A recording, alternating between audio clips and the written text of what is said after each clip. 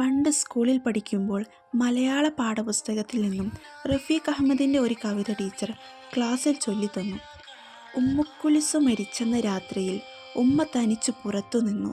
ഉച്ചവരയ്ക്കും പോയിരുന്നു, മുറ്റം ശൂന്യമായി തീർന്നിരുന്നു. ആ ആദ്യ 4 വരിയിൽ തന്നെ തൻ്റെ മോളുടെ വേർപാടിൻ്റെ രാത്രിയിൽ തോരാതെ പെയ്ത ആ മഴയിൽ ആ ഉമ്മയുടെ കണ്ണ് നനച്ചതുപോലെ കേട്ടിരുന്ന എല്ലാ മനുഷ്യരുടെയും കണ്ണ് നനയ്ക്കുന്നതായിരുന്നു. വർഷങ്ങൾക്കപ്പുറം റഫീഖ് അഹമ്മദിൻ്റെ കവിതാ സമാഹാരത്തിൽ ഇതേ കവിത വായിക്കുമ്പോൾ അന്ന് പെയ്ത അതേ മഴ ഇന്നും തോരാതെ പെയ്യുന്നുണ്ടായിരുന്നു.